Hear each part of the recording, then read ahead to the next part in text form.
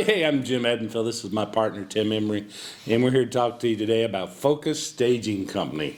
You got a real estate flip or even a first-time home buyer, you want to sell fast and get a high dollar amount, quick listing or quick sell, you really do need the staging. Is that right, Tim? Yeah, staging is the most important part of the sales process, and when you do it right, it gives people a warm, fuzzy feeling, so they'll buy the house and move on to the next deal.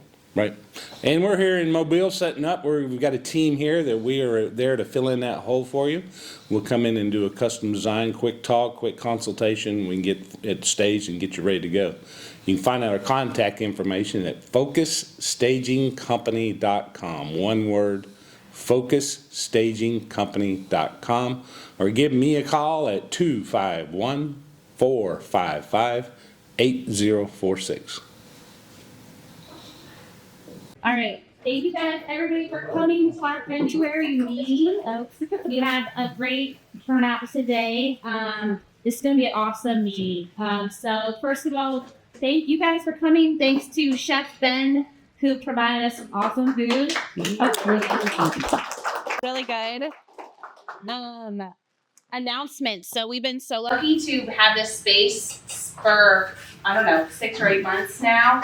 The Hatch, as some of you may know, is redeveloping the K1 Center here in Fairhope. It's going to be awesome, but it's not opening until 2026. So we're going to have to find a new space for the next several months. So if you have any grand ideas of a new place we can have this every month, let me know. We'll need to find a space until their new space opens up. And thank you to our sponsors who made this happen. We always have our meetings for free, and it's thank you to our sponsors that we're able to have great food, great video, and our sponsors today are Invest Success, Jim and Tim. And they also started a new awesome staging company in this area, which is so needed, especially if you're in real estate, if you're an agent, you know how expensive staging is, and these guys have come in with such a great competitive price point that makes staging actually possible for not just the super high end. So if you guys want to just talk briefly about what you guys are doing with your new staging company. Sure. For the home buyer, it's kind of hard for them to walk in any house and envision anything.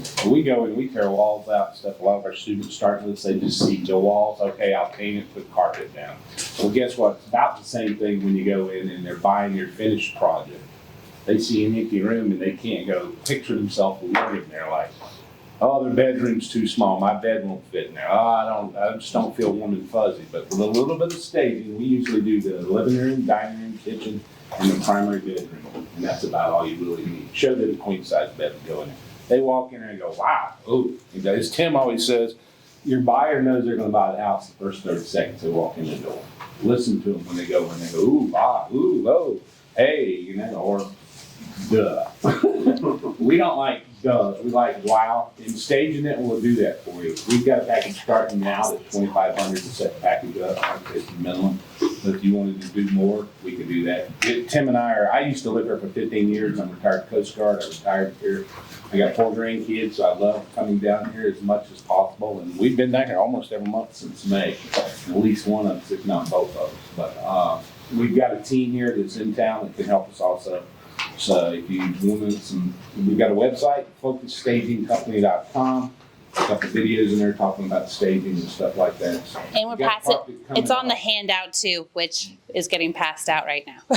If you got a property coming up, keep us in mind. Trust it's on the back. We found out, we put a house up and in Denver, we staged everything. Mark's like, yeah, you don't need to do it here. We went in and everybody's like, this house is too small for anything. So we had to show them that, yeah, if you put a king size bed in there, so just let us know if you have any questions. We'd be glad to work with you. Give me an excuse to come back down and stay longer. Is that a 2,500 for that setup, and how long do they stay in for the whole listing or for the whole process? How does that work? Per month, and then 2,500 per month? no, $2,500 setup and delivery, and then $1,000 per month. Yeah. Okay. Yep. And thank you to our other sponsor this month, which is Jessica Smith. who is the owner and operator of Ellison Smith Creative. You want to tell us what you do? Yeah, sure. Hey y'all, Jessica Smith. Most of y'all know me since the beginning, since Nora.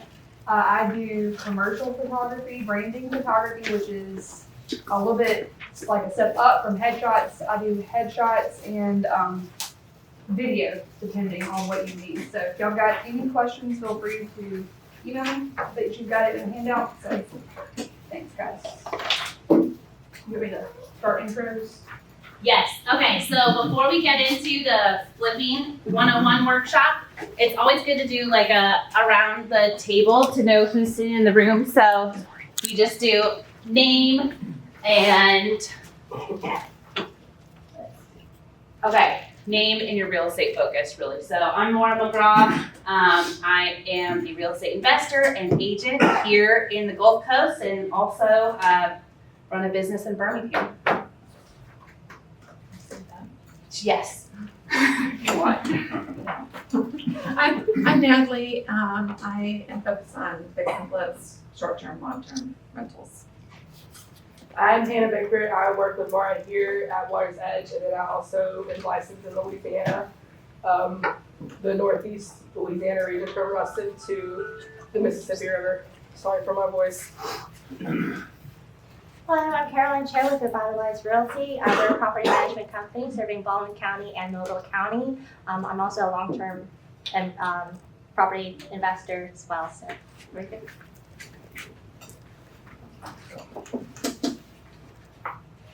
Hello, my name's Matt Hollis. I'm also a realtor with Water's Edge Realty, a little over 5 years now. I've represented investor clients on flip properties, but kind of wanting to venture my way personally into doing it this time.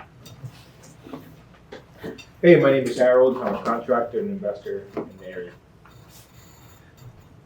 Michael Bailey with Keller Williams out on the Gulf Coast. Have interest in it as an investor, but also as opportunities present itself for investors who are looking for properties and more on those great. Sterling Southmeyer, I'm an investor as well as a couple other businesses at the same time, but real estate's always been my passion. So.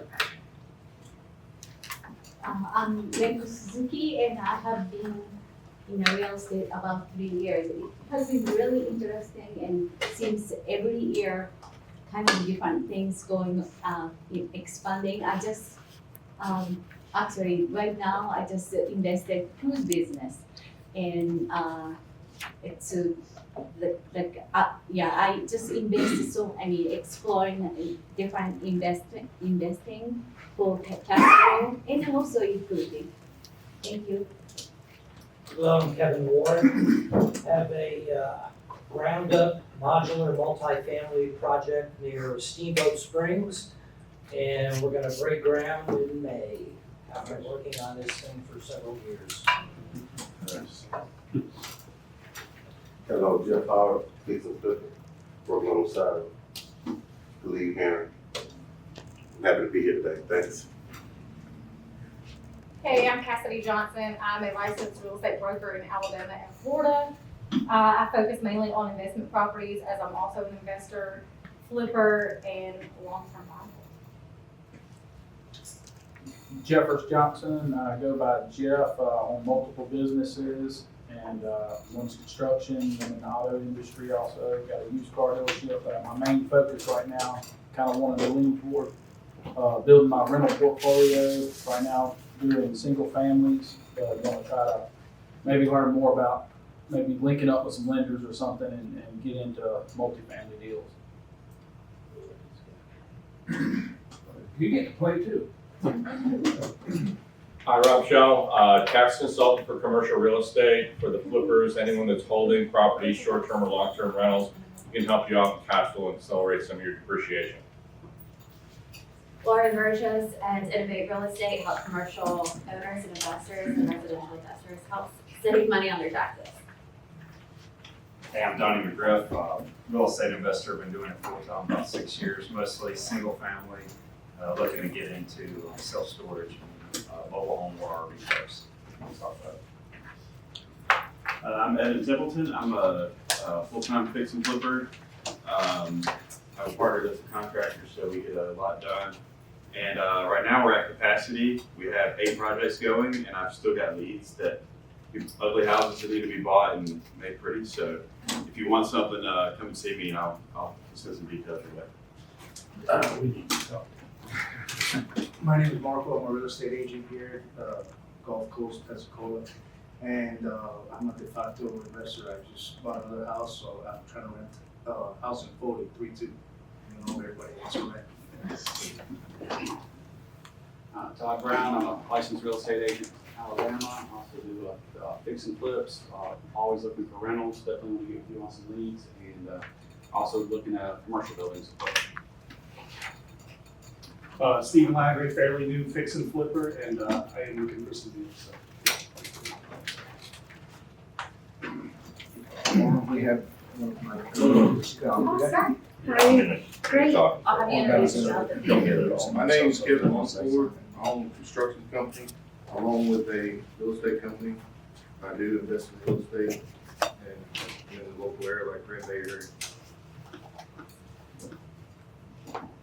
My name is Khalid Barron, and my primary focus is wholesaling, finding off markets, properties. I love all things real estate too.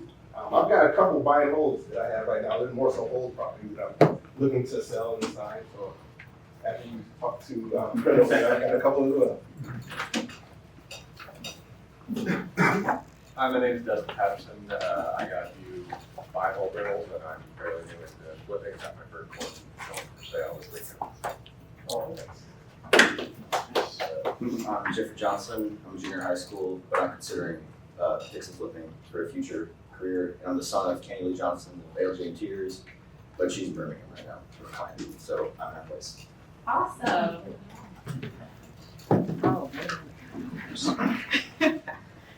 No problem. Hello, my name is Mylan Portis. I am licensed here in Alabama and in Florida. I work at Keller Williams. My baby here is my counterpart there with the brokerage. I'm actually just wanting to get interested in doing flipping. I actually work with a lot of investors already, and I sell their stuff after they finish. So I was just interested myself. Awesome. All right, let's get into the flipping workshop. I'll hand it over to Tim Emery. All right.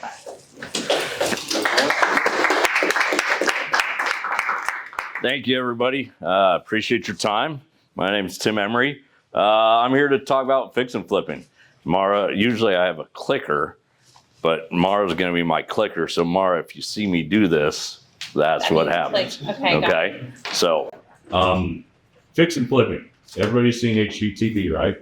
You know, it's falling apart. You don't see it anymore. Easiest thing in the world to do, right? Yeah, buy it, and 20 minutes later, you've sold it for this big, huge profit margin. They don't tell you all the rest of it, right? So it's amazing to see how many people came and went through 2012, 13, 14, 15, and then kind of died out in COVID, and then kind of we're seeing a little resurgence now. But fix and flipping is a great way to learn how to invest in real estate. Okay, I believe that fix and flipping is the bottom of all real estate. So if you learn how to fix and flip a property, you should be able to do everything else. Multifamily, storage, car lots, commercial, RV parks. When you get into those bigger properties, there's just a couple more zeros. It's the same process you did with your fix and flip. It's just more zeros. So don't let once you get a flip done, once you get this basics done, don't let that scare you.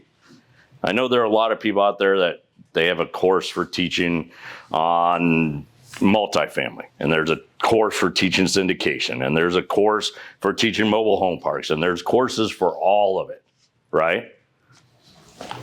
Not a bad thing to do.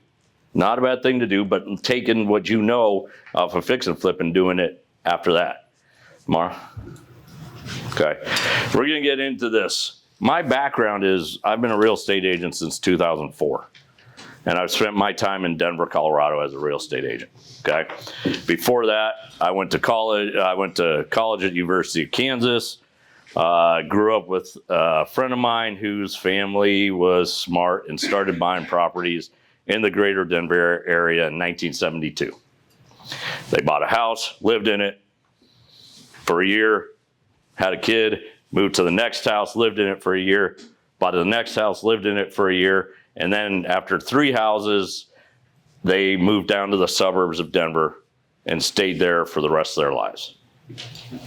Millionaire next door people, lots of money, you would never know, drive POS cars. You couldn't tell they had a dime to spend, okay? They have more money than we know what to do with. My dad, on the other hand, was an engineer. He started basically the revolution of Google Maps. Basically, he took hand-drawn maps and converted them into computers in the 60s. Okay?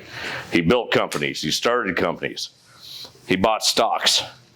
He died in 2004 with $28,000 in his pocket.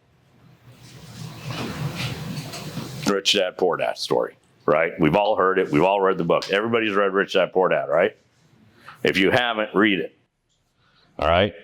You don't have to be Robert Kiyosaki, but you got to read the book. Okay? In 2004, I went to work with my best friend and his parents and his brother, and we started a real estate company. And we started buying and selling. And 2006, 7, 8, 9, or 2006, 7 were great. And then all of a sudden 2008 hit and crashed, right? I went through my sphere of influence as a real estate agent in 2005, 6, and 7, and then I had nothing to do in 2008, 9, and 10. So what did? We decided to build a property management company. 2011, start property management company because nobody could sell their houses for what their mortgages were worth. I have gray hair hidden. Okay, actually, it's only in my beard. But property management, and there's a property manager in the room somewhere, she'll tell you it's not the easiest job in the world. And if you've ever managed your own properties, it's not easy.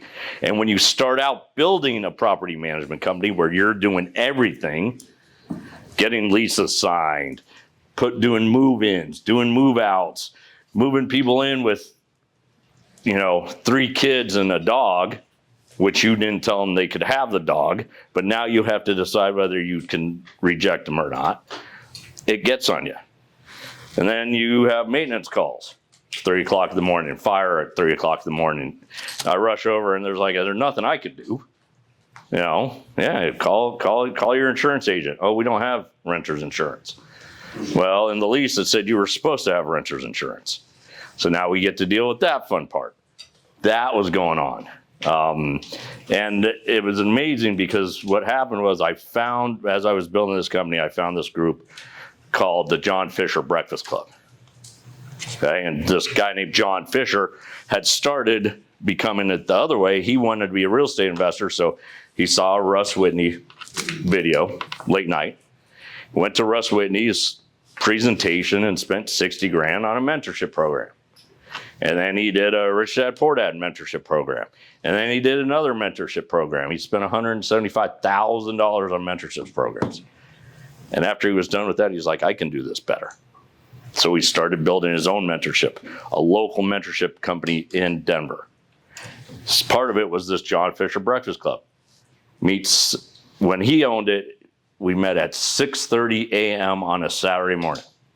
I think How many people are willing to get up, drive an hour to go to a real estate meetup at 6:30 in the morning? Well, it's still going on today, and 40 to 60 people show up at this meeting every month. we moved it to 7. Yeah, we did move it to 7 because unfortunately, John got sick in summer of 2015. They didn't know what was wrong with him.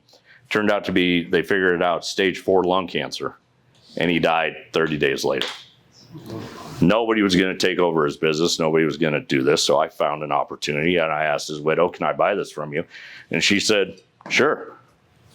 We negotiated terms, really good terms, because when you're buying a small business like that, there's really not a lot of value. It's not like a car lot where you're buying 20 cars that each cost $5,000. You're buying somebody's name and a book of business. So we made a real good deal, and I took it over and started it. So whenever we teach and talk about real estate investing, anytime we're doing this, I want to think of these 10 rules, okay? Don't be greedy. Don't lose a deal over $500. Don't lose a deal over $1,000. Don't lose a deal because the buyer came in and said, I want you to fix the toilet and redo the plumbing underneath the toilet because it's loose. Don't lose that deal. Don't be greedy. Get the deal done and move on to the next one, okay? You make your money when you buy. Learn and understand your numbers so that when you go to a property, you know what the numbers are before you buy it. Don't try and make it up as you go. Know your numbers ahead of time. Okay? Know your numbers going in that deal. Really, really important. Know your numbers, know your numbers, know your numbers. Okay? This is my favorite one. Don't listen to your realtors and real estate agents. Okay? Now, you all get all upset. There's always a realtor in the room that gets upset at me for that. And the truth is, I'm not telling them not to listen to you. I'm telling you as a flipper to understand your numbers, your business, and know what you need to do. Okay? And you can help the realtor do that. Now, you need the realtor to help you do contracts. You need the realtor to buffer you from the other realtor. You need the realtor to buffer you from the inspector. You need the realtor to deal with all that stuff so you don't have to deal with that. You got enough headaches going on. Okay? But you don't need a realtor to come in and give you the comps and say, this is the project and you have to do this deal. Okay? If they just give you a deal, and Mara is fantastic, don't get me wrong, we've got 9 deals going with her. Okay? But every time she sends me a deal, I look at it myself to make sure I know what I'm doing. Her numbers are spot on, but every once in a while I question her. I'm like, well, do you really think it's this high a price? And she's like, yeah. And I'm like, really? Tell me why. Okay? So listen to your realtors when you're dealing with that stuff. Okay? The other thing realtors do is if something went in the middle of the project is a little gray area, you may have covered up, a crack in the wall that really probably wasn't something, they don't need to know about it. And if there's a fight later on, she doesn't need to know about it, but she can come to you and tell you that stuff. And you can say, hey, maybe we did do that. Maybe we didn't. I don't know. That was up to my contractor. But it's nice to have a realtor's buffer in that regard. Okay? Figures don't lie, but liars figure. Jim's favorite line, and Jim usually steps in on my toes every once in a while in this conversation, but when you're doing your numbers, write them in pen. Can't erase them. You can't change them. You have to cross them out. Okay? Unfortunately, now that we all have Excel, we can move numbers around really easily, but really you should stick to your numbers. Once you buy a property, once you do the numbers, stick with those numbers. Don't fudge them later on. It gets you into serious trouble. Okay? And it'll also waste a lot of time. It does waste a lot of time. Yeah. We have a dream property. And another rule, don't get personally attached to a property. We got personally attached to a property. We had a spreadsheet and we really wanted, well, what if we do this? What if we do that? What if we did? We spent too much time playing with numbers, and the bottom line, we went with the very first thought, this isn't going to be a deal. But if you we spent a lot try of to time. push it and make it work, chances are you're going to lose money.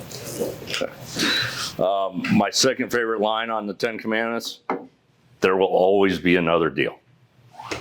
There will always be another deal. So our students work with us for a year.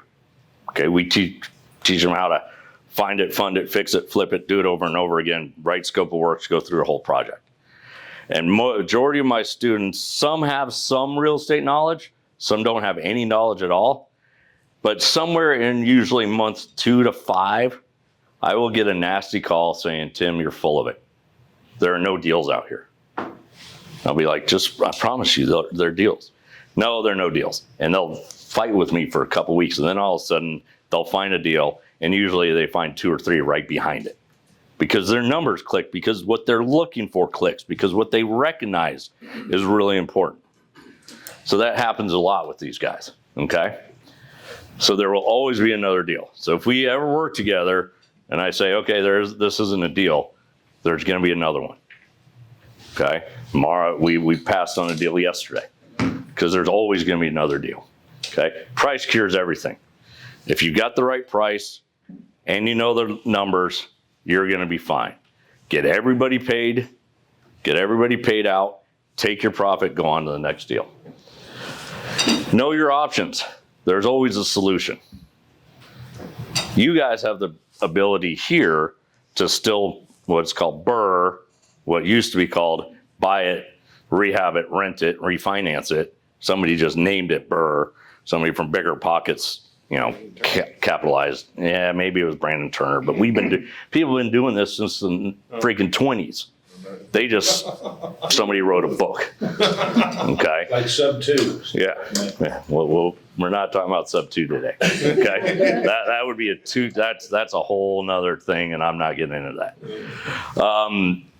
But you can rehab. Okay. You can long-term rent. You can Airbnb.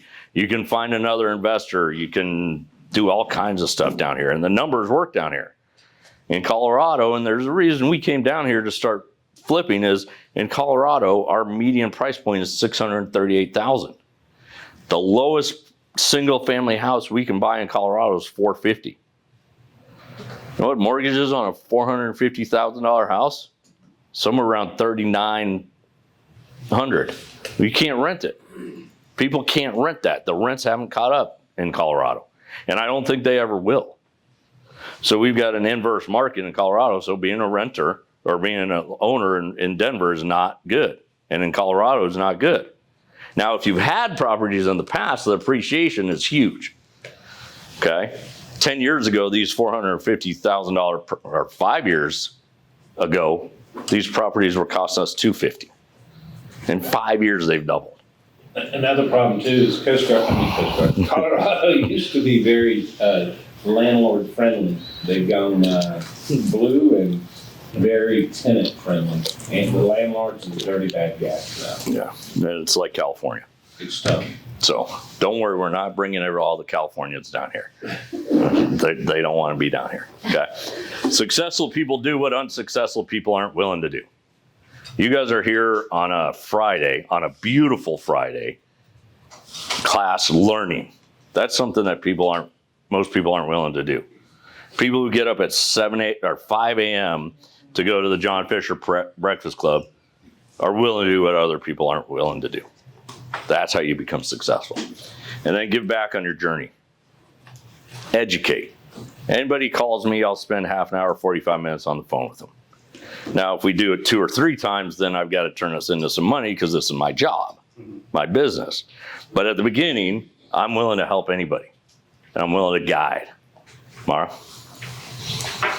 All right, so what is the deal? It's hard for me not to walk around that far, but I'll stay on camera for you, okay?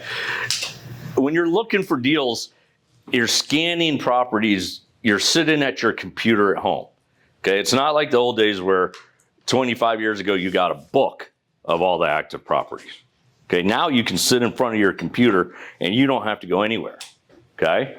When I'm looking for big deals, I'm looking for general deals. I'm looking for neighborhoods to see, is there a high property here and a low property? What's going on? I'm trying to be general. I'm opening my mind. One of my least favorite questions I get is, what part of town should I be buying in? Okay. Is there somewhere I should stay away from? It drives me nuts. No. But look everywhere. Okay. Now I've been corrected down here. There's some parts of Mobile that we shouldn't be buying in. I was driven through those, so now I know not to buy in those places. But I'll tell you what, as an out-of-state investor, seeing a $25,000 property sure is enticing. He got all excited until short. I've got one of those for selling. Quick little story.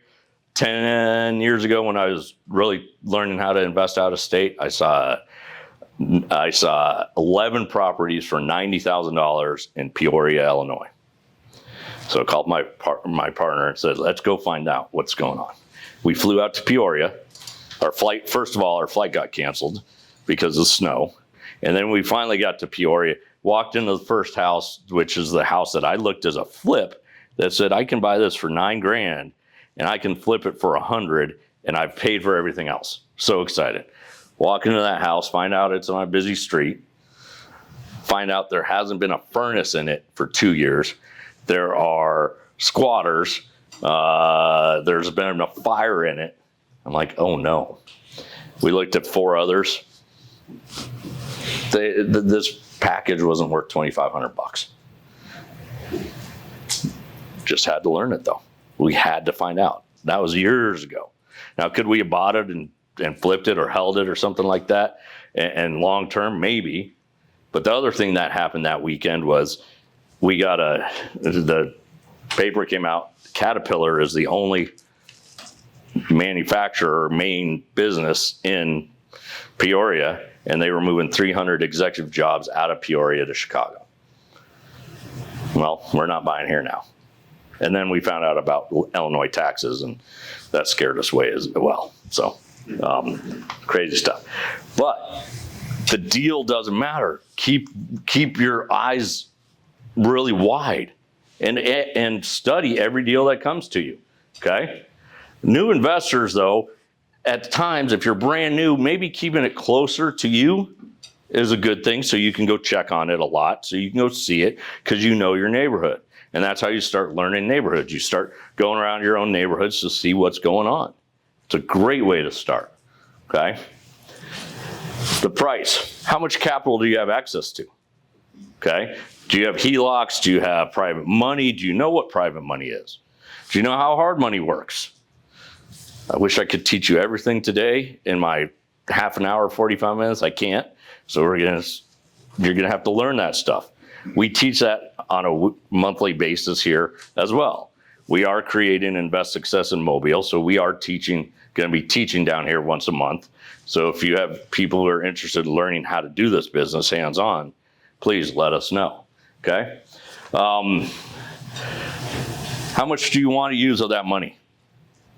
Okay, some people don't like to use all their money. Some people like to diversify. What are you comfortable with? That's how you find a deal. Mar? We use formulas to figure this stuff out, okay? My time is valuable, your time is valuable, okay? Where I live, it takes me 20 minutes to get out of my suburb to get to the city of Denver, or close to the city of Denver, and then 20 minutes to get somewhere else. So I've got to have time, okay?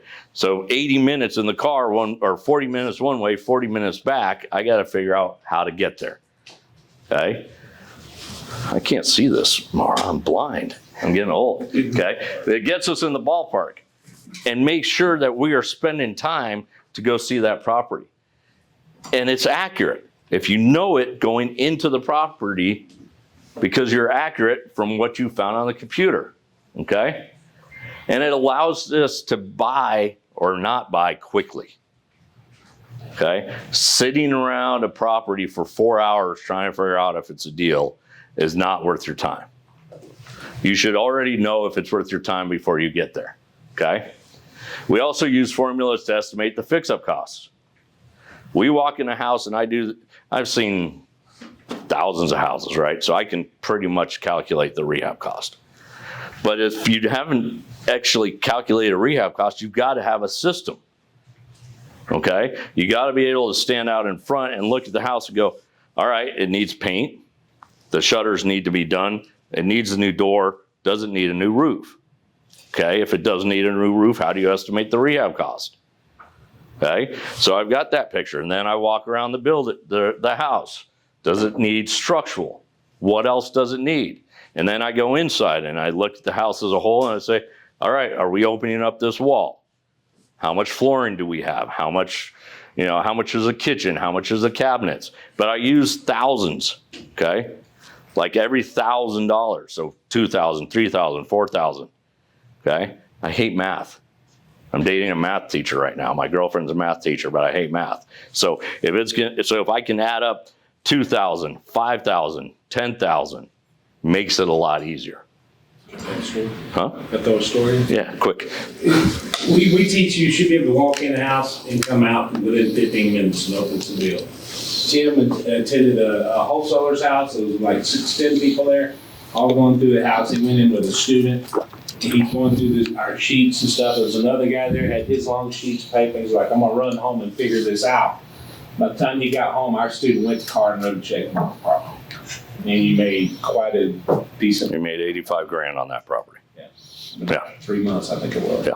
You gotta be fast. When it's truly a deal, it doesn't last days, it lasts sometimes minutes. But you gotta know those numbers. Okay, it's not a guess.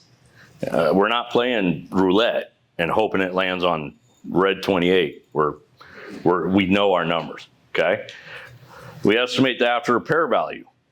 After repair value is really important, ARV. What's it gonna sell for? And we don't just pick that number out of a hat. We pick that number out because properties similar to that property have showed us what it'll sell for. Mara? And by the way, that kid that went home and lost a deal, he signed up for a class next week. He did good, but.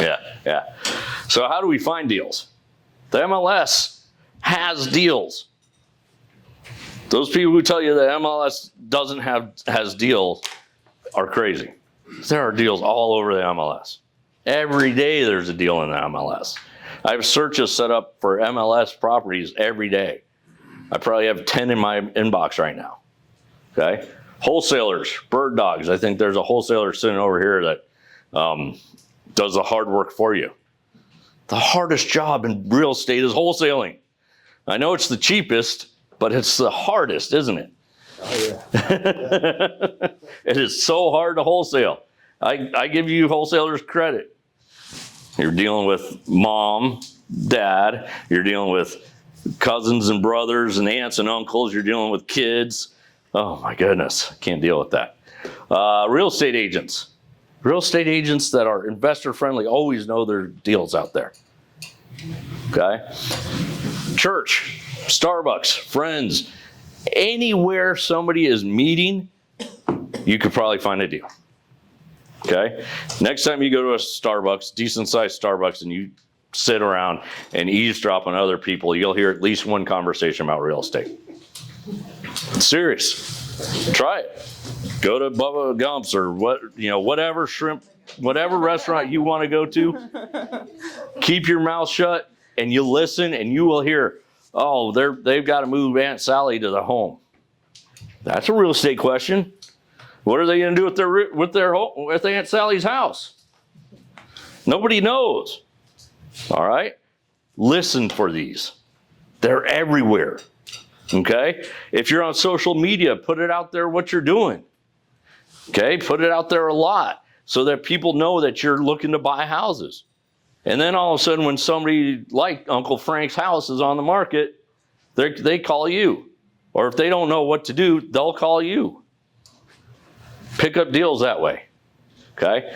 Soccer games. My kids are 16 and 17 now, and when we go to soccer games, I'm asking all the parents, oh, are you in real estate? What do you do? There's always deals. Church, always deals. Guess who's the best source of deals at the church? It's not the real estate agents, it's the pastor who knows what's going on with everybody in the house, in the congregation, or the secretary. They know who's getting sick, who's not doing well, who's in trouble. Help them. That's what we do. Help them. Okay? Whenever you get a deal, though, trust but verify. Okay? If this young man's sending me a deal, I'm going to verify it. Every time Mara sends me a deal, I verify it. Okay? Because I don't trust them to know the right things.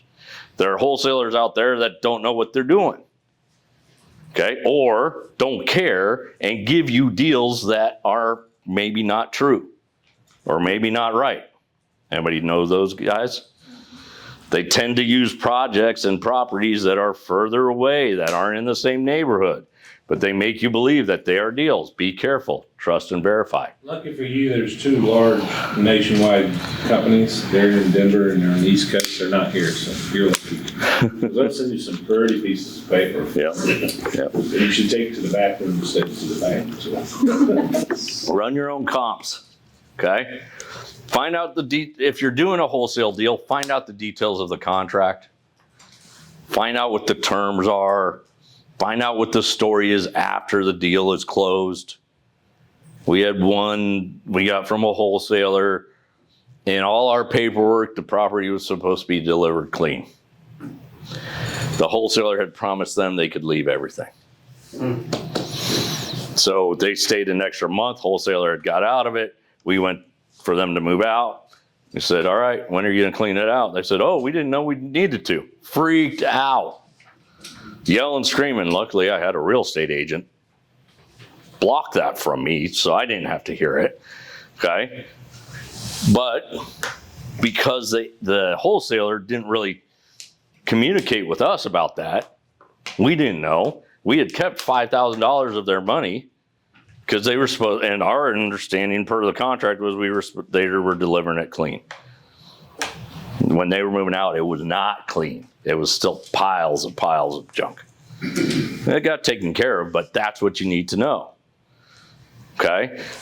Had another student, people in a duplex. One side of the duplex was staying for 2.5 extra months. The other side was supposed to be vacant.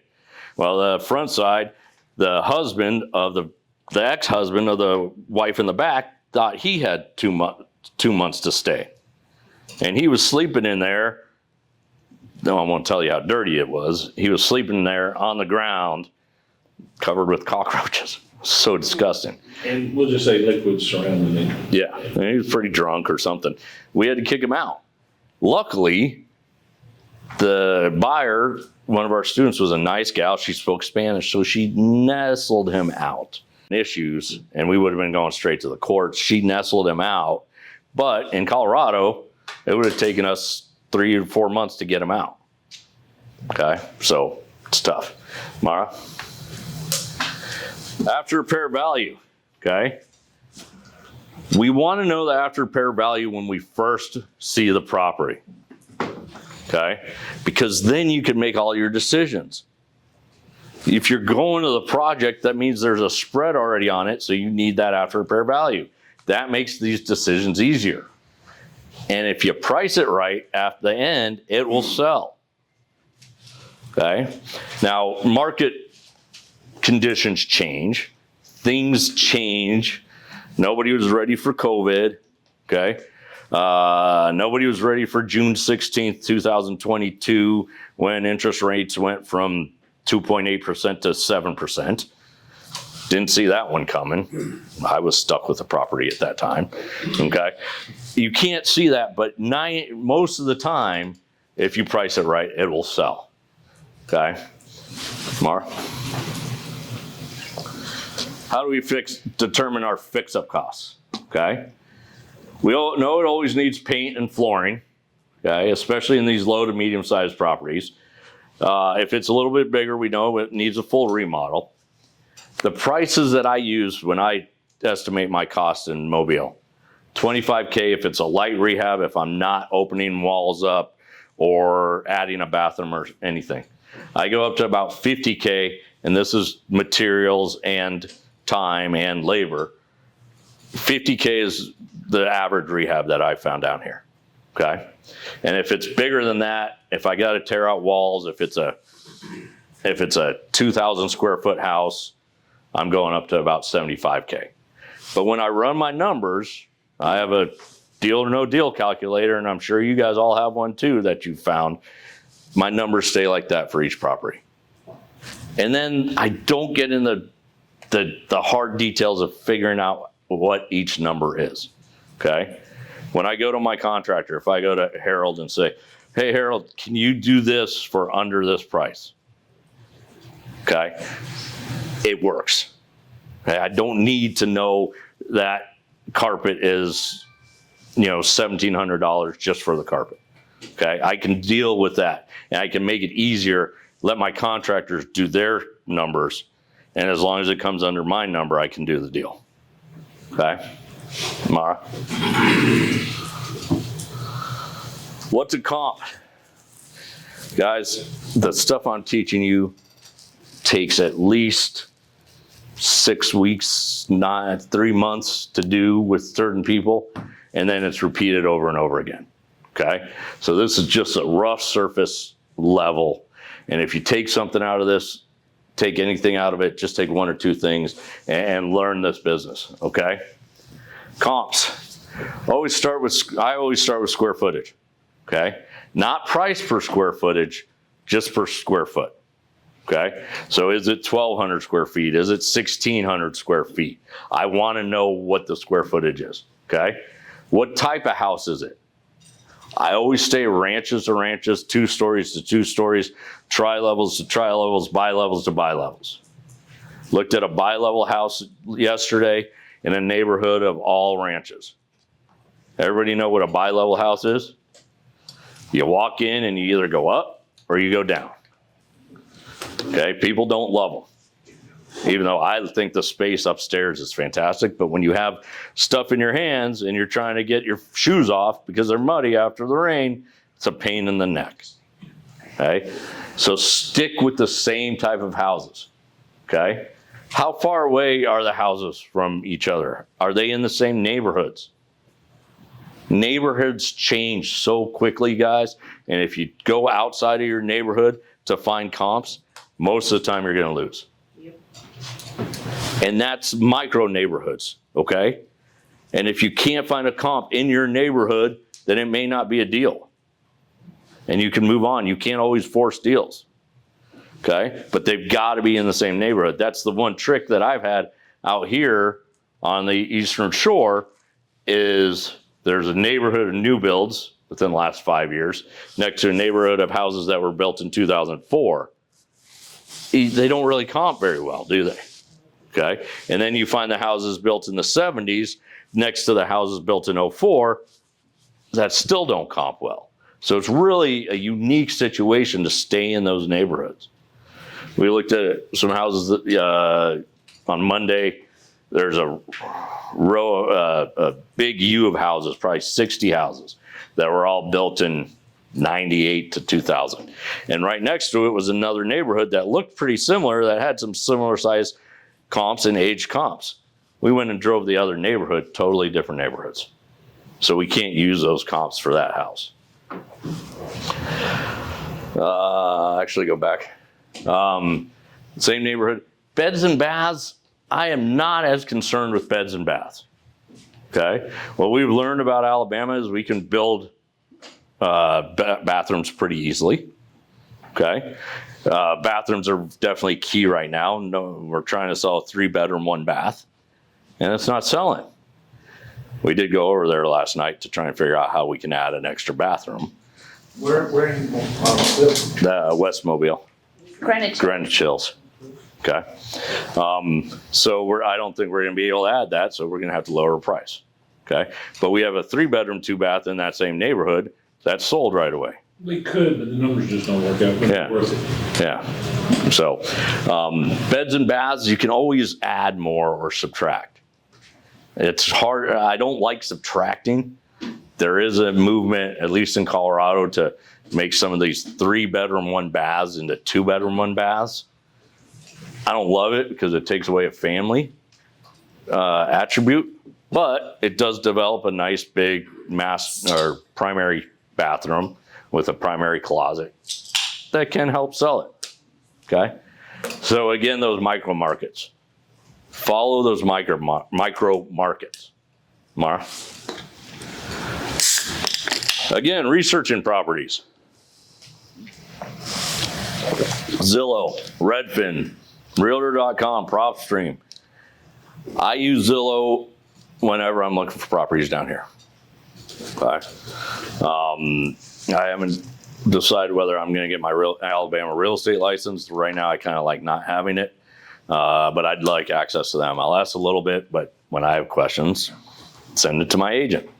She helps me. Okay. But Zillow is really good to find those properties. Again, I'm searching with a big general criteria. Don't pigeonhole yourself. We had one lady once come tell me that she wanted a property in this part of town and she'd only buy 3-bedroom, 2-bath, 1,400 square foot houses in like a 10-block radius. That's when you can say you're never going to find a deal. I said, you'll never find a deal. Okay. What price point should it be in? If you're researching the whole property, so pretend you're looking at Zillow and researching, don't put any filters on there. A lot of people like to search with filters, and that's what real estate agents do when they're looking for a house for a buyer. But we're not real estate agents, and we're not looking for that particular house. We're looking for any house. Okay, open that criteria up. Find your top ARV. If you have a map search function, use that. I mean, I sit there, and whenever I'm on the phone with Jim, and he hates this, but I'm always got my mouse looking at properties. Okay, I'm multitasking, trying to find a deal. It's pretty fun, but scroll over those neighborhoods. He does it driving down the road too. He's like, turn left, turn left. Go in this neighborhood. I do. I have Zillow open all the time here. All right. Don't tell the Zillow people that, by the way. We don't need them to feel any better. We're not affiliated. And we're not affiliated. But you got to look at the price differences of each neighborhood. The first time he brought me into Greenwich Hills back in May, we drove through Greenwich Hills, and then all of a sudden we turned out and came back in, and the houses had changed from 12 to 1,400 square foot houses to all of a sudden they were like 1,400 to 1,900 square feet. And then the next neighborhood over, they got even bigger. I was like, oh. And you could not tell that there was a difference in the neighborhoods until you really analyzed them. Okay, Mara. This is my deal or no deal calculator that I use. Guys, I would love to tell you this is proprietary and I am the only one that has it. Everybody has one like this. Bigger Pockets has one for free. There's always somebody advertising one for free. There's always somebody giving it away if you come to their talk. Find one you like, manipulate it for yourself. If you're good at Excel, really improve upon it. If you're not good in Excel, find somebody who is good at it. Thank goodness I have somebody who's good at Excel. And just use it, okay? But build it so it doesn't take a lot of work. All we ever do is change the top 3 boxes on the left side, which is purchase price, after repair value, and fix-up cost. All the rest pretty much stays the same. Okay? Because as we look down, I know it's hard to see. When you get down, you got taxes, insurance, HOA costs. But I leave that at certain formulas so that when I know I go to the side on the right, all those numbers work out. And if all those numbers work out, do the deal. Okay, don't overcomplicate this. Mara, if you want that, you can become a student of Invest Success. We give it to you for the price of your admission. Okay, so let's talk about a deal. Okay, this is a deal in Greenwich Hills. This is our 3-bed, 1-bath sitting on the market right now that we are trying to sell. Okay, our ARV originally it was in at 180. Our list price right now is 178. Okay, we bought it for $95,000. Mara. Okay, our fix-up cost is $35,000. Okay, pretty small house. Mara. Okay, holding costs $10,200, hard money, which is 2 points and 12% for 6 months. Except on this, we had 100% private money. Yeah, but I like to keep. I'll keep this example for you guys because it's good to have a hard money example. Okay.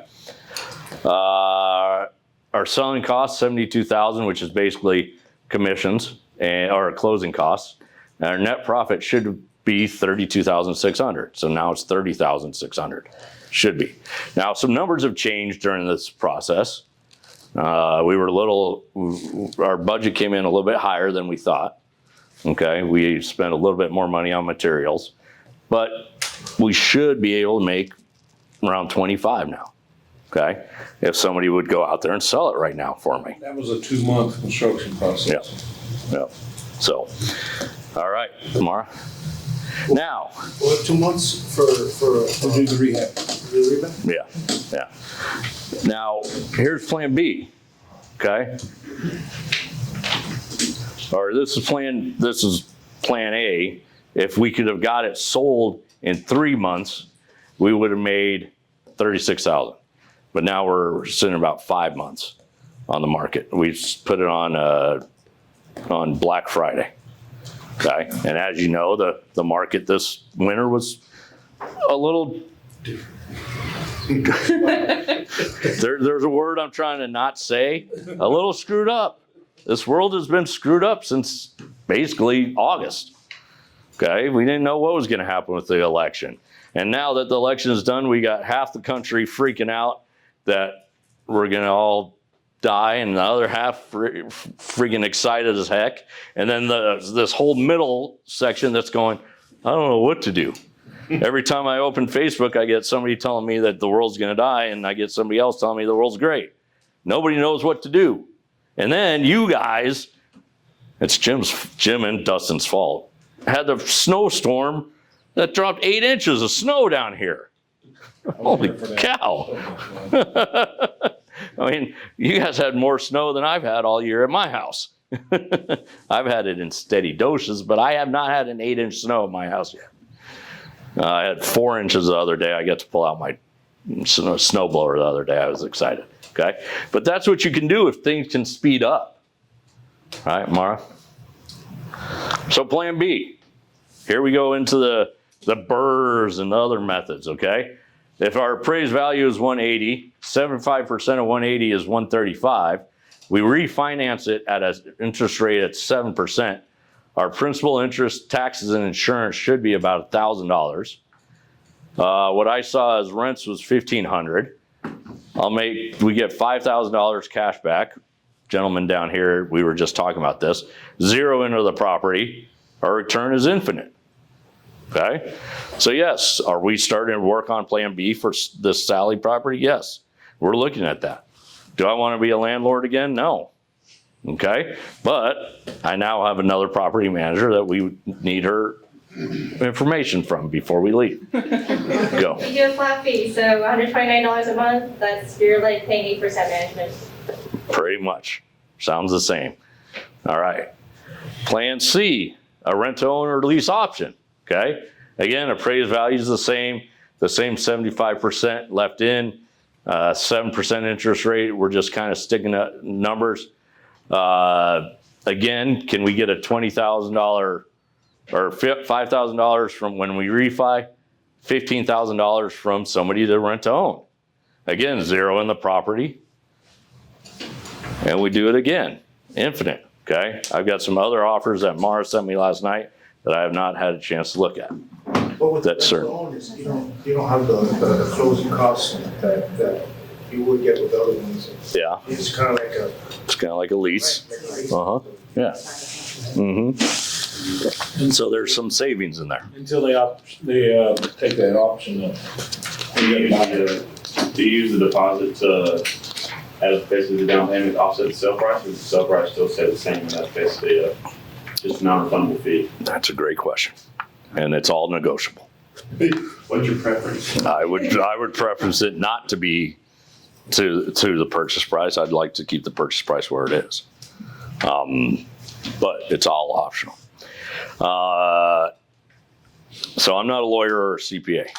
Okay, so one of the things that I'd learn more once we get the next research is what are the laws around evictions and foreclosures. In Colorado, if you give 1 penny of any sort of rent back or anything that says it's part of the mortgage, you have to foreclose on people in Colorado. And right now, foreclosures can take a year to 3 years. Okay. Same here. Yeah. Is it the same here? So then if we want to do, so more likely we're doing a lease option. So I have an option for the lease, which has a non-refundable, it has nothing to do with your money going into your rent to own. Until they exercise the option. And then hopefully they can afford it and buy it and get a loan on it. Okay.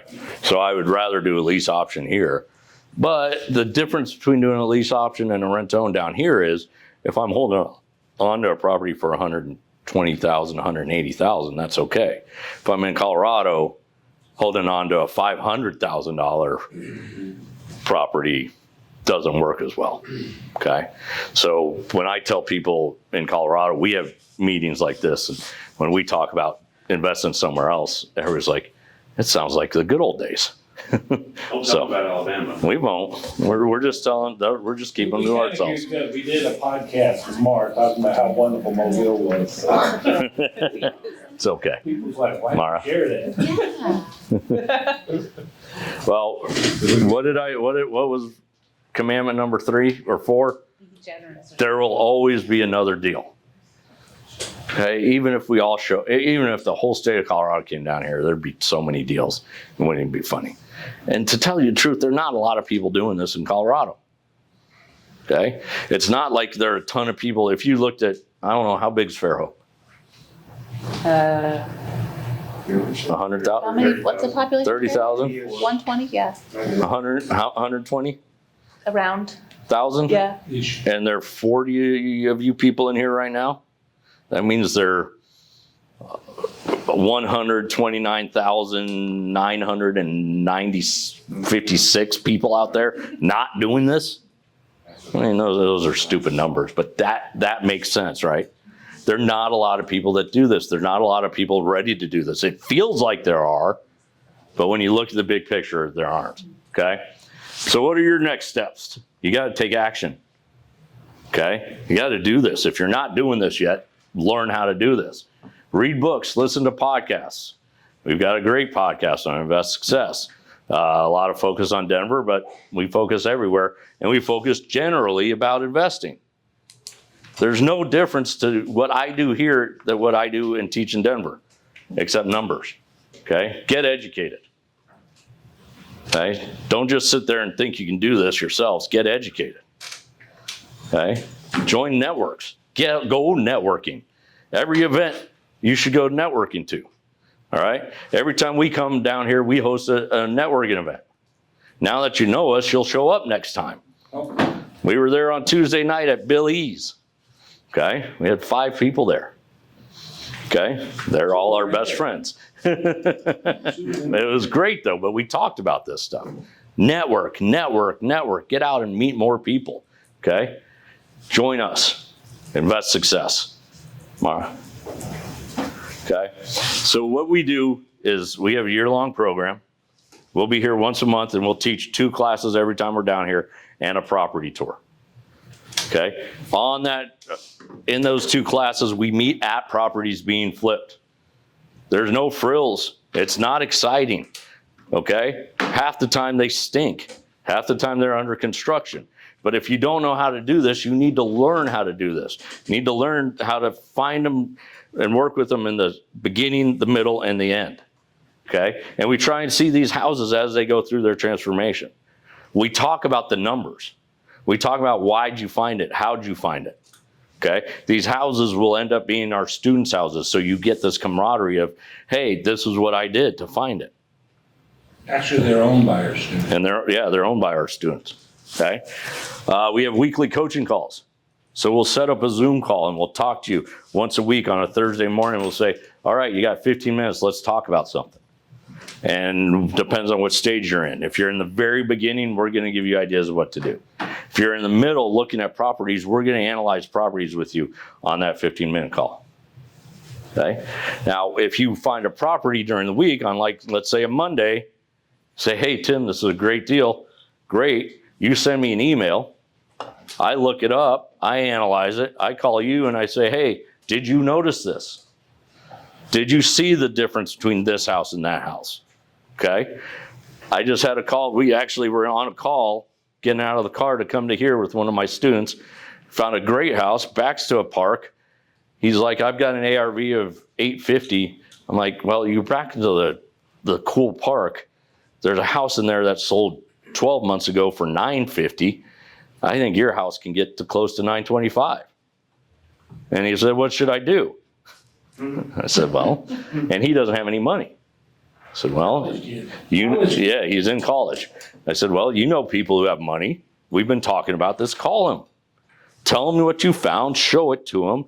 Present it. Tell him you'd like a small finder's fee and you want a partnership.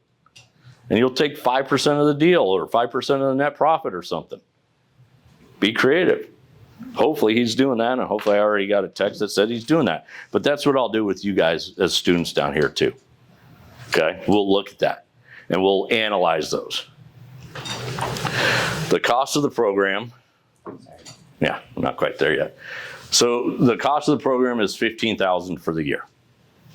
You got to do a deal with us. You got to do a deal during the year. And you're not doing a deal with us because we're not upselling after that. We're not giving you, oh, you didn't make it, so you have to buy more, and you have to buy more, and you have to buy more. It's $15,000. And the goal is to kick you out the door at the end of the year so you can do this on your own. I've already completed one. And I've already had one or two done. Okay? That guy that I was sending that wholesale deal where he went out car and wrote a check, he did 2 deals, completed in 9 months, and made $210,000, I believe, net profit. Yeah. Not bad for 9 months worth of work. Yeah. Somebody else doing all the work. So to summarize, Mara, next. So to summarize, yes, you can invest in real estate. Everybody can, okay? You need to know what your ARVs are. You got to be careful of those outliers. Okay, don't get suckered in by pretty pictures. Okay, stay within those same neighborhoods. Stay with apples to apples, like houses, ranches to ranches, 2 stories to 2 stories. Okay, and stay within that similar square footage. I learned in Greenwich Hills that the 1,200 square foot houses sell for about $180. The 1,600 square foot houses sell for about $200. Okay. That's when they're done. So that's what I've learned. And if everything's right, everything looks right, do a deal. Get one done. Then go on to another one and another one. And if you do this right, 5 years from now, you've got income generating assets that you can come travel all over the country and do stuff in other places. You can live your life. Okay? You can go vacation. You can get up at 6:30 in the morning, go fish off Fairhope Pier. You can go watch your kids play soccer. Or spend 2 weeks in Philippines managing 5 construction projects off my laptop. Yeah. Yeah. Questions? Wow. Go ahead. You look for, I was just curious, you look for top ARV in the neighborhoods. Now I'm just curious what kind of thought process was with finding the highest comp. Is that what you're shooting for? I'm going to make my house nicer than that one. I'm going to be the top dog. It is going to be so nice that somebody wants to live there and they don't care that it's the top one in the neighborhood because it's that nice. Okay?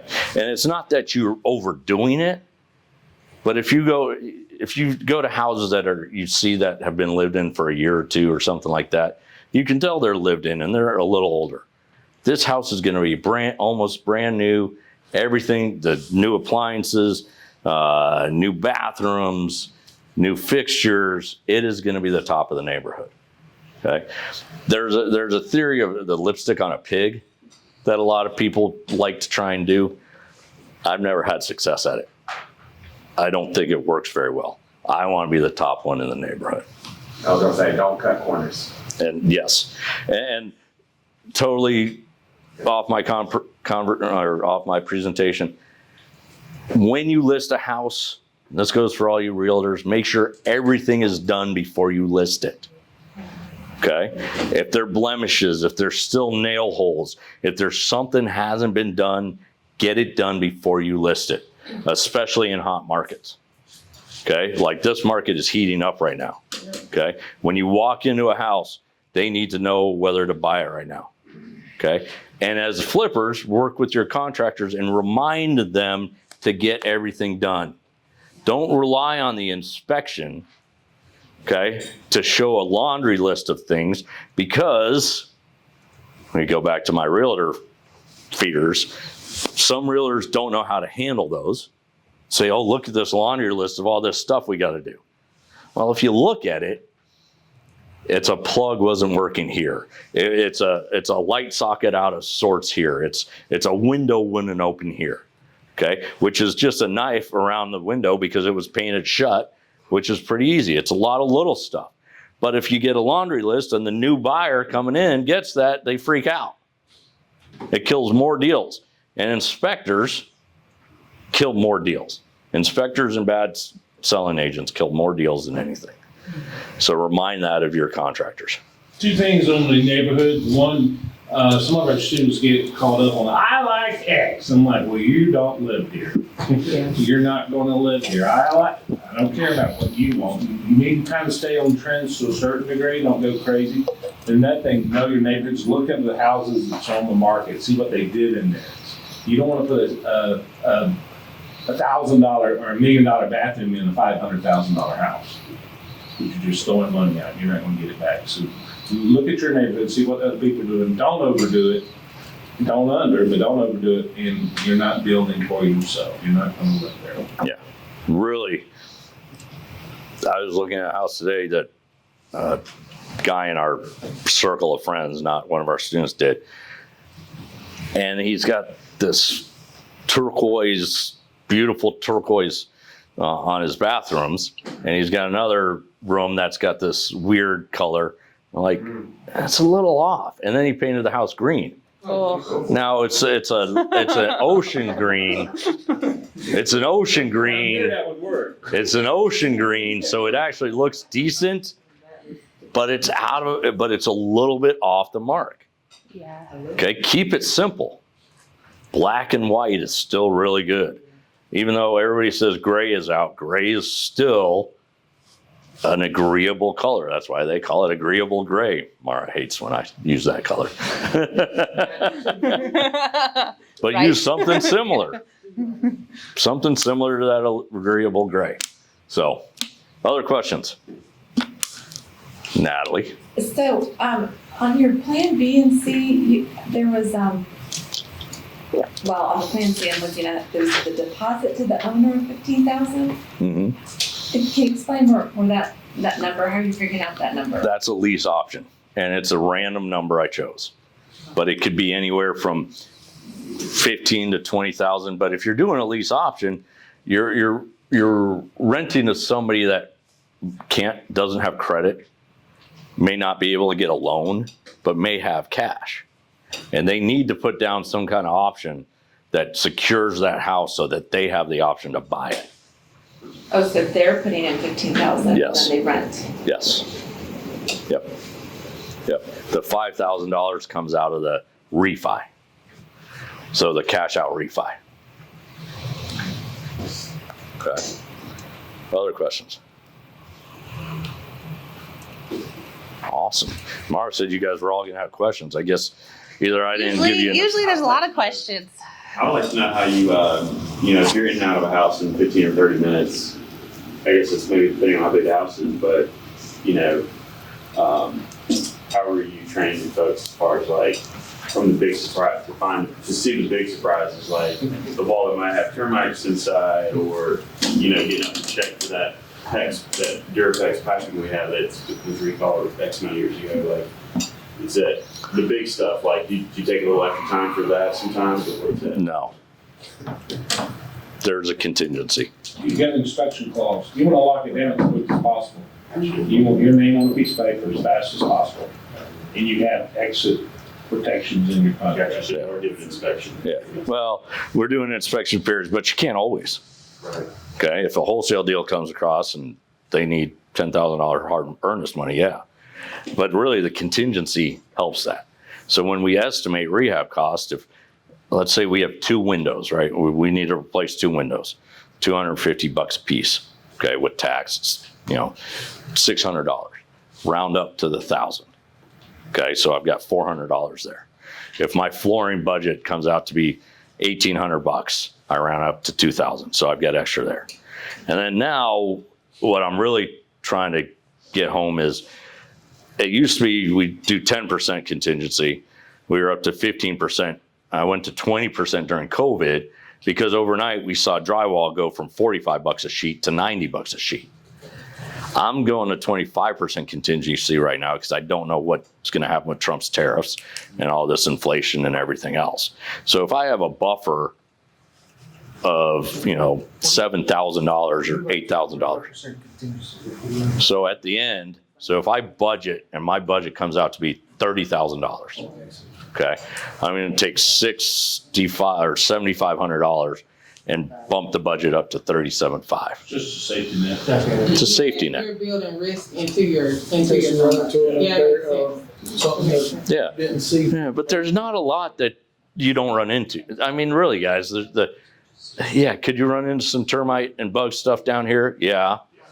How hard is it to get rid of that? You pull off the siding, redo some studs, and you're back to business. In Colorado, we have a lot of clay that ruins our sewer lines. So we usually put a 10% or $10,000 sewer repair estimate. If we don't have to use it, then it's even better. We do get a lot of foundation issues in Colorado because we have soils that move up and down, not just down. So we run that stuff, but contingencies cover that stuff. And there's not a ton that really happens that isn't above and beyond. It's very rare that you find a skeleton in the walls. Find them in the house. Yeah. How do you raise capital if you're just getting out of high school? Wow, that's a 2-hour-long conversation. You ask the guys in green for money. To tell you the truth, learn all this stuff. And then when you learn it and you find a deal that works, the deal's there, and if you put it in front of a bunch of people, they'll be willing to loan you money. The great thing about real estate is if you borrow money from somebody, you do it with a promissory note and deed of trust. Okay, so that means their money is protected by the property. So they're more likely to loan you that money. Okay, it's easier than just saying, hey, I want to go buy a boat. And they're not going to loan you money to just buy a boat. But if they have real estate, that's how you do it. So you learning this stuff and creating that is huge. We've got a friend named Paul Fink. His son is 22, I think. Just bought 6 units next to each other in Boston. The original purchase price was $630. After all the inspections, I think he was down to $320. He still needs $250,000 to get it back up to par. But basically took that deal and showed it to a bunch of people and has all that money paid for. You can partner with a deal, you can wholesale it. And I want to say hats off to you, because you're my favorite person here. You're starting young. Back in 2012, I saw a 2020 news story, a girl in high school. She hadn't graduated high school, she already done 6 flips. She did the flip. She found it, she found the money. Mom and dad just signed the paperwork for her, but the girl was doing all the projects. So if you can learn that now, dude, you won't be working. At 30, you won't be working. And then there's hard money. Hard money is not like, a lot of people think hard money is, Guido coming down to take your knees out if you don't pay him back. It's not. It's based on these projects. And if you can show a hard money lender and say, hey, this is a deal because these are the numbers, and show it with comps and everything else and a plan and build that, they'll loan you money all day long. We've got close relationships, several hard money coming in. They're all friends with each other. If you take a piece of paper and go, this isn't a deal, listen to them. Those are the people we deal with. They want you to be successful. They don't want your house. Their business is loaning money, getting money back, loaning money. They want to deal with projects. They want to make sure you're going to succeed before they give you that money. But it's out there. There's private lenders. Many people's got a 401k that's just rocking it. You pay ready to retire off the stock market? Yeah. Maybe right now. Well, not after the last couple of days. It's the worst thing about the stock market. 2 weeks ago, we were all ready to retire. Yesterday, we're not. I took a 401k and I turned it into private money lending fund. I lend to friends. I've lent to them. I lend to other friends. And I love doing that. I get a good return. I help them. They do their project, and we make money together. Don't worry about I don't have money. I am the project, and the money will come. Yep. Other questions? Well, we really appreciate you guys here. Since I started coming down here, I didn't know where I was going to move to when my kids got out of high school, but I have a feeling I'm looking down here. So I am looking for something on the river or the bay that needs a little bit of work that I can live in, but this is a couple of years as soon as I kick my kids out the door. But you guys have been amazing.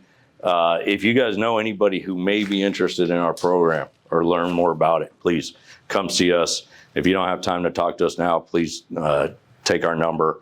I've got a bunch of cards, and we'd love to talk to you.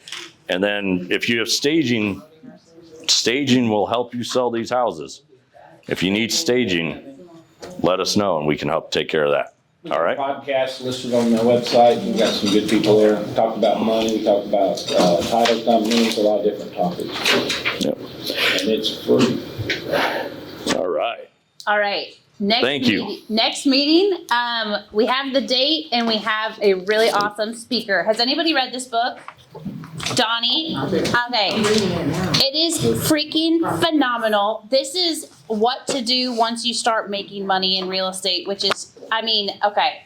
Donnie can probably talk. This is in my top 3 books, most impactful books in business, because once you start to get into the cycle of flipping, like when to take your profit out, how to manage your money is a harder problem than it might seem. This book and this guy has transformed my business. After I read this book and started implementing it in my business, our profitability went so far. Maybe Donnie, you want to talk about?